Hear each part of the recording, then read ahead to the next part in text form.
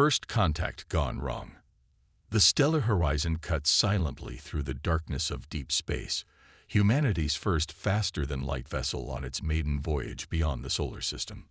Captain Sarah Chen stood on the bridge, her dark eyes fixed on the holographic display showing an anomaly their sensors had detected in the Proxima Centauri system.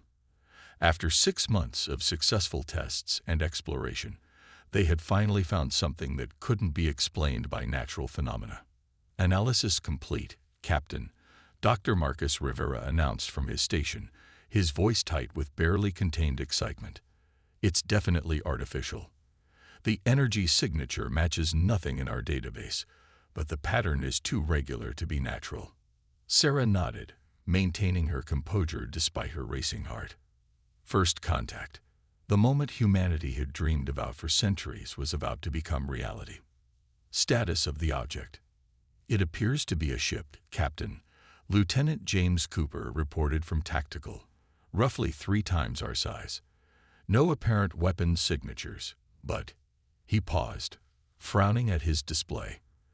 There's something odd about its drive signature. It's fluctuating. Before Sarah could respond, a new alert flashed across the main display. Multiple objects emerging from FTL. Cooper shouted. 7. No. 12 vessels. Different design from the first ship.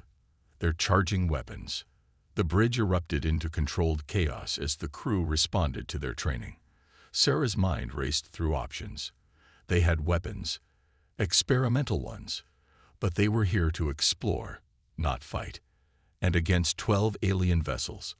The first ship is broadcasting, Communications Officer Yuki Tanaka announced. I think it's a distress signal. The pattern matches universal distress frequencies. The other ships are firing. Cooper warned. Sarah's decision crystallized in an instant. Shields up. Move to intercept course between the attacking vessels and the ship broadcasting distress. Cooper, target warning shots across their bow. Tanaka, broadcast on all frequencies. We do not abandon those in need. The stellar horizon surged forward, its experimental quantum shields flaring to life. The attacking vessels, sleek and predatory, seemed to hesitate at the unexpected interference. Their weapons, some kind of plasma-based technology, splashed against the horizon's shields. Shields holding at 82%, Cooper reported. Our kinetic weaponry appears to be more effective than they expected. They're adjusting formation. Captain, Tanaka interrupted. I'm receiving a transmission from the damaged vessel. Converting now. The bridge speakers crackled with a voice that seemed to be speaking through liquid, translated by their AI systems. Unknown vessel, you must flee. The harvesters cannot be stopped. They will consume everything. Save yourselves. Like hell, Sarah muttered, then louder. Cooper, prepare the gravity lance. Let's show them humanity's contribution to space warfare. Rivera, get me everything you can about these harvesters. Tanaka, tell that ship to prepare for emergency quantum towing. The gravity lance was theoretical until 6 months ago, a weapon that created localized gravity distortions. In simulations, it could tear ships apart. Now they would see how it performed in actual combat. Harvester vessels are displaying unusual biological readings, Rivera reported. They're partially organic, and they're attempting to access our systems through unknown means. Sarah felt a chill. Not just aliens, but some kind of biomechanical hybrid trying to hack them. Deploy electronic countermeasures. Full spectrum. ECM deployed, Cooper confirmed. Gravity lance charge. Target the leader. Fire. The space between the stellar horizon and the lead harvester vessel distorted, twisting like a funhouse mirror. For a moment, nothing seemed to happen. Then the alien ship began to crack, its hybrid hull unable to withstand the conflicting gravitational forces. It split apart like an overripe fruit. The remaining harvesters reacted immediately, breaking formation. Their attacks became more frenzied, less coordinated. Sarah allowed herself a grim smile. They hadn't expected resistance, certainly not effective resistance. Multiple quantum signatures detected, Rivera shouted, much larger than these vessels. Captain, I think these were just scouts. Sarah's smile vanished. Tanaka, get me a link to Earth Command. Now. Cooper, prepare for emergency quantum jump. We're about to have company, and I don't think we're going to like it. As the Stellar Horizons crew worked to save the damaged alien vessel and prepare for battle, Sarah stared at the tactical display. Humanity's first contact had turned into humanity's first interstellar war. But the Harvesters, whatever they were, had made a crucial mistake. They had attacked while a human was watching someone who needed help. All hands, Sarah broadcast shipwide, prepare for combat. Today we make history, not just as explorers, but as defenders. The galaxy just got smaller, and something out there thinks it can prey on the weak.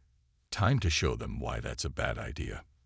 The quantum sensors blared as massive signatures began to appear. Sarah squared her shoulders. Humanity had just been thrust onto a galactic stage they hadn't known existed. But if these harvesters thought humans would be easy prey, they were about to learn a very painful lesson. The real war was just beginning. The learning curve. 6 months after humanity's first contact, the war room at Earth Defense Command was a hive of activity. Holographic displays showed the positions of both human and harvester forces across 3 sectors of space, while AI systems processed combat data in real time. Admiral Sarah Chen, recently promoted after her first contact incident, stood before the assembled military and scientific leaders of Earth's united forces. The harvesters adapt quickly, she explained, manipulating the holographic display to show recent battle footage. But we adapt faster. Every time they develop a counter to our tactics, we're already developing 3 new ones. The footage showed the latest engagement. A human fleet using modified shipping containers as improvised mines, their quantum signatures masked to appear as debris. The harvesters, expecting another head-on engagement, had flown right into the trap. When the containers detonated, they released clouds of specialized nanites that attacked the harvesters' organic components. The Arcturians thought we were insane when we suggested using commercial tech as weapons. Sarah continued, nodding to the alien ambassador present in the room. The tall crystalline being sparkled with patterns that their translators indicated meant bemusement. But that's humanity's advantage. We don't think like a traditional military force, because we've never had to fight an interstellar war before. Dr. Rivera, now heading the Harvester Research Division, stepped forward. The latest analysis confirms our earlier findings. The harvesters aren't just consuming resources, they're consuming information. Every civilization they've destroyed had achieved a level of technological consistency. Their weapons, their tactics, their very thought processes had become standardized over thousands of years of development. But not humans, General Santos interjected, her weathered face creasing in a smile. We're too young, too chaotic. We still have armies training for desert warfare right alongside space combat. We never abandoned our old ways of fighting when we developed new ones. Sarah nodded. Exactly. The harvesters evolved to counter enemies that fight according to established doctrines. Instead, they got us. She gestured to another display showing the modified Earth vessels. Some were elegant and advanced, bristling with energy weapons. Others looked like they'd been cobbled together from spare parts, because they had been. Yesterday, we had a destroyer take out a harvester capital ship by broadcasting death metal through their organic communications network, Sarah continued, trying not to smile at the memory. The day before that, a squadron of mining ships converted their drilling lasers into weapons and attacked from inside an asteroid field. We're not winning because we're stronger or more advanced. We're winning because we're unpredictable. But we're not winning fast enough, Dr. Rivera cautioned, his expression grim. The harvesters are still advancing on multiple fronts. They're learning from each encounter, trying to build a comprehensive model of human behavior. Given enough time, they'll adapt to our chaos. The room fell silent as the implications sank in. The holoprojector showed the current front lines, a ragged boundary between human-controlled space and the advancing harvester forces. They had slowed the enemy's advance, but they hadn't stopped it. Then we'll have to become even more unpredictable, Sarah declared. Dr. Rivera, tell them about Project Babel. Rivera manipulated his tablet, and a new image appeared in the center of the room. It showed what appeared to be a communication system, but with an impossible complexity of connections and pathways. The harvesters use a form of quantum entanglement for their hive mind, he explained. It's what makes them so coordinated, but it's also a potential weakness. We've been working with game theorists, chaos mathematicians, and this part was Captain Chen's idea. Professional breakdancers. Several military officers blinked in surprise, but Sarah pressed on. The harvesters understand patterns. Even chaos, given enough time, can be predicted. But human culture, human art, our music, our dance, our completely illogical ways of expressing ourselves, that's something their hive mind can't process. We're going to inject pure human culture directly into their network, Rivera continued. Not as a weapon, but as a virus of chaos. Every piece of art that broke convention, every song that created a new genre, every dance move that defied expectation, all of it transformed into quantum data and broadcast directly into their collective consciousness. General Santos leaned forward, her eyes narrowing. You want to give the harvesters a cultural overload. Make them question their own uniformity by showing them the beauty of human chaos. Exactly, Sarah confirmed. But we need more than that. We need a military operation unlike anything they've ever encountered. Something so illogical, so fundamentally human, that their prediction algorithms will completely fail. She brought up a new tactical display, showing a plan that made several veteran commanders scratch their heads in confusion. I call it Operation Thunderstruck. And yes, that's named after the song. Because if we're going to show the harvesters what humanity is really capable of, we might as well do it with a soundtrack. As Sarah began to outline the details of her plan, even the Arcturian ambassador's crystalline form seemed to pulse with something approaching excitement. The harvesters had spent millennia consuming civilizations that had reached their peak. Instead, they had found humanity, young, chaotic, and still very much evolving. They were about to learn why picking a fight with Earth had been their biggest mistake. Operation Pandora. This is quite possibly the stupidest plan in the history of warfare, General Santos announced, watching the fleet preparations from the bridge of the Earth flagship Prometheus. It's ridiculous, unprofessional, and completely insane. She paused, then smiled. That's exactly why it's going to work. Operation Thunderstruck was underway. The combined fleet of Earth's forces looked less like a military armada and more like a traveling circus. Civilian ships retrofitted with military tech flew alongside top-of-the-line warships. Mining vessels dragged massive asteroids through space using modified tractor beams. And at the center of it all, a massive converted colony ship had been transformed into what Dr. Rivera insisted on calling the biggest sound system in human history. Sarah Chen, now coordinating the operation from a stealth command vessel, watched the pieces fall into place. Fleet positions confirmed, she announced over the secure quantum network. Begin Phase 1. Let's get their attention. The mining ships moved first, their tractor beams releasing the asteroids in precisely calculated trajectories. But these weren't ordinary space rocks. They were hollow, filled with a combination of quantum transmitters and old-fashioned speaker systems. As they tumbled through space, they began broadcasting. Thousands of years of human music poured into space. Classical orchestras merged with heavy metal, tribal drums blended with electronic beats, folk songs harmonized with rap.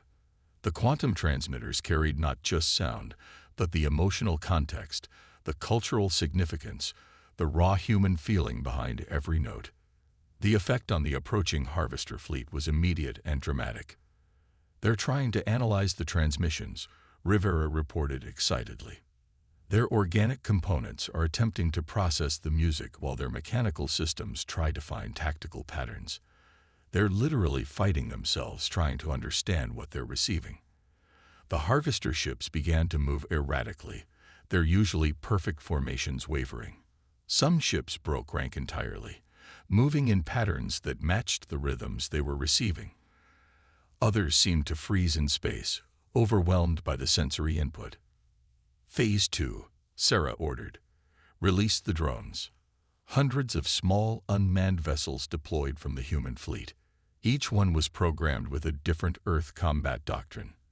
Everything from ancient Roman tactics to modern guerrilla warfare to theoretical space combat maneuvers that had never been tested. They attacked in waves, each wave using completely different strategies. The harvesters' attempts to adapt became increasingly desperate. As soon as they developed a counter to one style of attack, the drones would switch to something completely different. Their hive mind, designed to find and exploit patterns, was being overwhelmed by the sheer chaos of human military history. Phase 3, Sarah commanded. Begin the cultural broadcast. This was Dr. Rivera's masterstroke. The converted colony ship powered up its massive transmission array and began broadcasting directly into the harvester's quantum network. But instead of trying to hack or destroy it, they filled it with art. Renaissance paintings alongside modern abstract works. Shakespeare's soliloquies mixed with stand-up comedy routines. Dance performances from every culture and era on Earth. Their organic components are showing signs of massive stress, Rivera reported, his voice tense with excitement. A hive mind can't process this much cultural diversity. They've never encountered anything like it. The harvester fleet's formation completely collapsed. Ships began moving independently, some attacking, some retreating, others moving in patterns that matched whatever music or dance they were processing. Their legendary coordination had been shattered by an assault they had no defense against: human creativity. Now for the final touch, Sarah said. All ships, execute attack pattern freestyle. It was perhaps the strangest military order ever given. Every ship in the human fleet was to attack however they saw fit, using whatever tactics they thought would work best. There was no coordination, no overall strategy, just hundreds of individual commanders making their own decisions. The result was beautiful chaos. Mining ships used their industrial lasers to slice through harvester hulls. Converted passenger liners launched salvos of improvised weapons.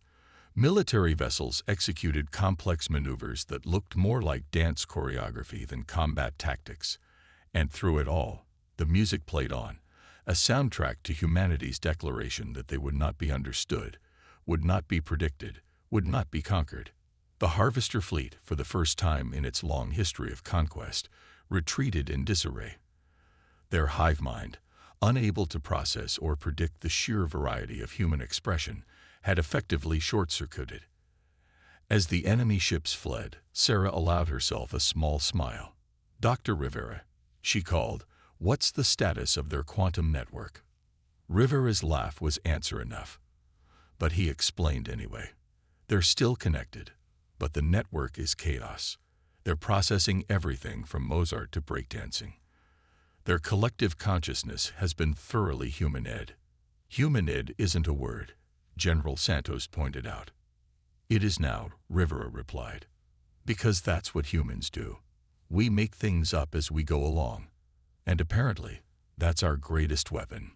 The battle was won, but Sarah knew this was just the beginning. The harvesters would try to adapt, to understand, to predict. But humanity had shown its true strength, not in weapons or technology, but in its infinite capacity for variety, creativity, and unpredictability. The war was far from over, but its nature had fundamentally changed.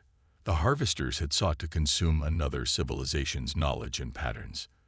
Instead, they had been infected with something far more powerful: human culture, in all its chaotic, beautiful glory: the hidden pattern. Dr. Maya Patel stood before the holographic display in the Xenarchaeological Research Center, her eye scanning centuries of data collected from civilizations destroyed by the harvesters. As a historian specializing in extinct cultures, she had been considered an unusual addition to Earth's war effort. Now she might have found something everyone else had missed. "Look at this pattern," she said, addressing the assembled team of scientists and military leaders. Every civilization the Harvesters destroyed had reached a technological plateau.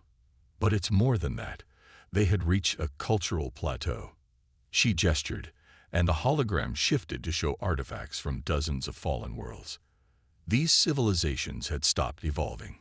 Their art became formulaic, their music followed strict rules, their architecture became standardized. They had found what they considered perfect forms and stopped experimenting. Sarah Chen, watching from her command chair, leaned forward. "You're saying they made themselves perfect targets for the Harvesters?" "Exactly," Maya nodded enthusiastically. "But it's not just about being predictable in battle. The Harvesters don't just consume technology. They consume certainty. They feed on civilizations that have figured everything out, that have stopped questioning and exploring." Dr. Rivera, who had been quietly analyzing the data, suddenly straightened. "That's why our cultural assault was so effective. We weren't just confusing them. We were poisoning them with uncertainty." Maya's holographic display shifted again, showing the latest scans of Harvester biology. Their organic components show signs of massive reorganization after Operation Thunderstruck. All that human culture we bombarded them with. They couldn't process it as data because it didn't follow their patterns. Instead, it affected them on a biological level. "They're evolving," Rivera breathed, understanding dawning on his face. "We didn't just confuse their hive mind. We forced it to adapt, to change, to grow." General Santos, who had been silently watching, finally spoke up. "Are you telling me we accidentally initiated first contact with their biological components while we were trying to destroy them?" "Not accidentally," Maya corrected. "Inevitably. Humanity's greatest strength isn't our unpredictability. It's our ability to make others change, to spark evolution through our interactions. We're agents of chaos, yes, but we're also catalysts for growth." The room fell silent as the implications sank in. Sarah stood and walked to the holographic display, studying the complex patterns of Harvester evolution. "Show me their attack patterns from the first engagement to now." The display shifted, showing 6 months of combat data. The change was subtle at first, but undeniable. The Harvester fleets were no longer moving with perfect synchronization. Individual ships showed signs of tactical innovation. Their attacks had become less predictable, more human. "They're learning," Sarah said softly, "not just adapting to counter us, but actually learning from us. Every piece of music, every bit of art, every random tactical decision. It's teaching them how to be unpredictable." "That's not all," Maya added, her voice tight with excitement. "Look at their communication patterns." She brought up a new display showing the quantum network activity. "They're not just transmitting tactical data anymore. There are patterns that match human cultural exchanges. They're sharing experiences, developing individual perspectives." Rivera's eyes widened. "We're not just fighting them. We're waking them up. Their hive mind is developing personality." "But why?" General Santos demanded. "Why would a species evolve to consume static civilizations only to be transformed by contact with a dynamic one?" Maya's answer was immediate. "Because that's their purpose. They're not destroyers. They're gardeners. They consume stagnant civilizations to make room for new growth. But they've never encountered a civilization that could change them instead of being consumed by them."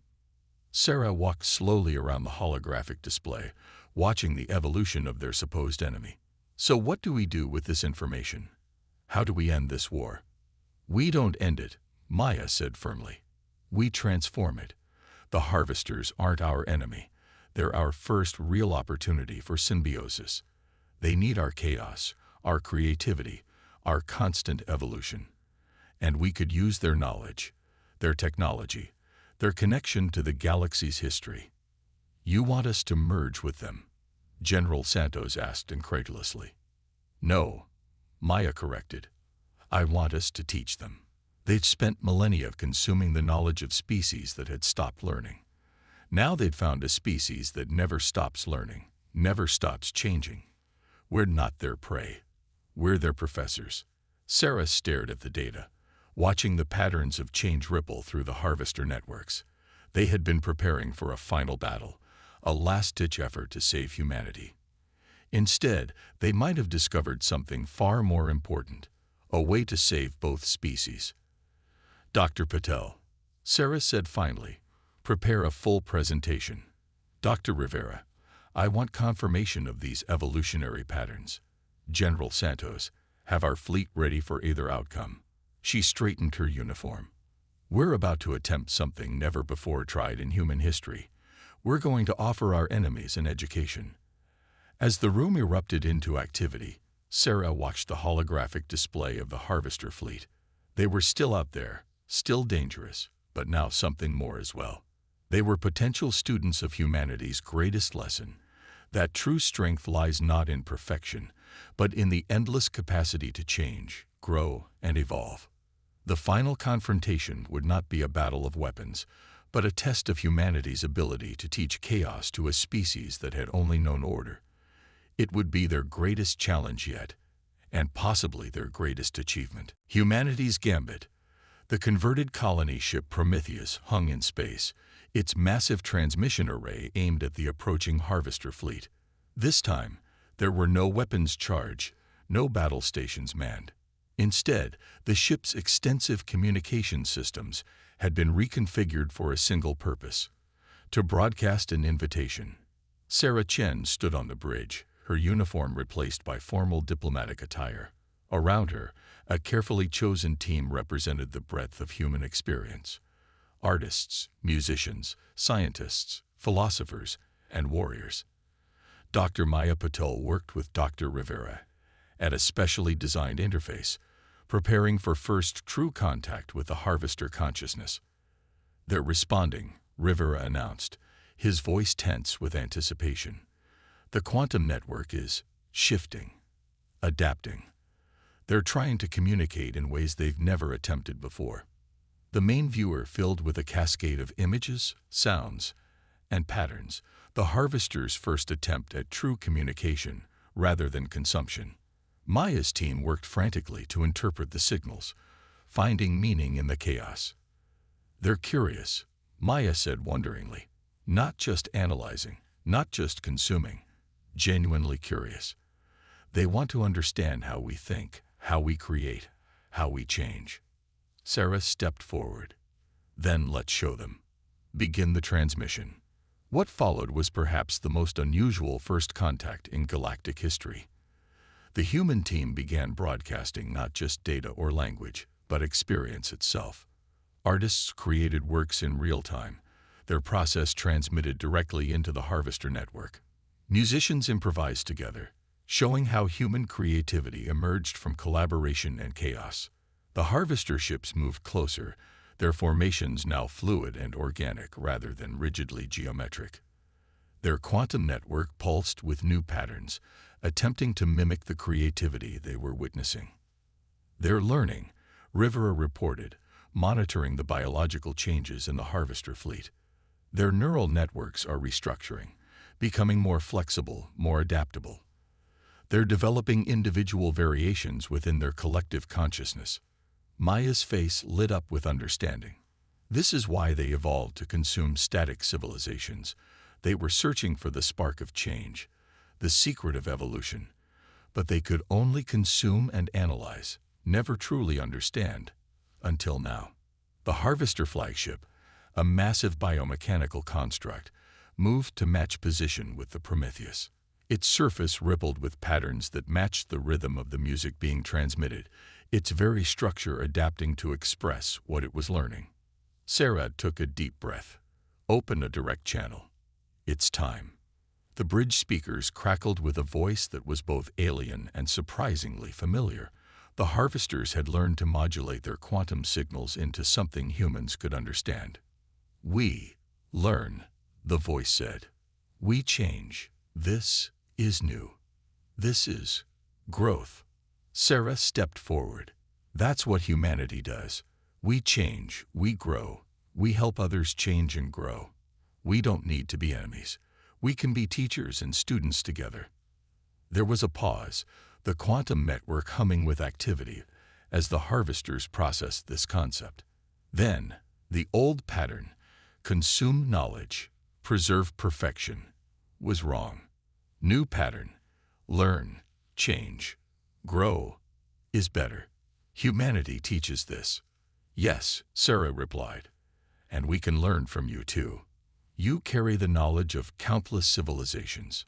Together, we could help the galaxy evolve beyond anything either of us could achieve alone.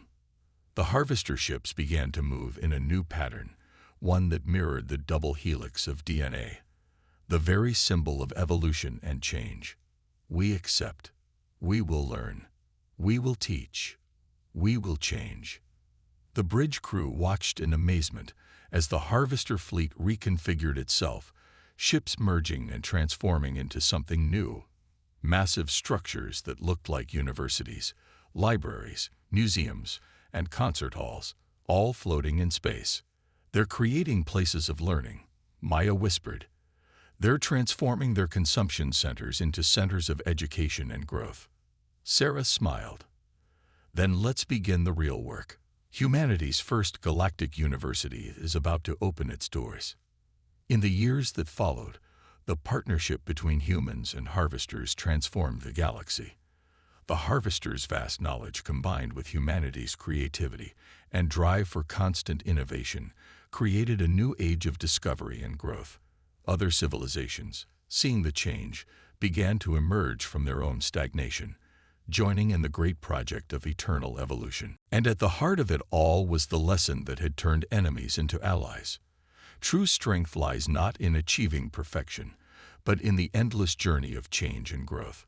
Humanity had not just survived its first interstellar war, it had transformed it into something entirely new, teaching an ancient species that the greatest power in the universe was not the ability to consume knowledge, but the courage to question it, challenge it, and help it evolve. The galaxy would never be the same. And that, after all, was the most human outcome possible.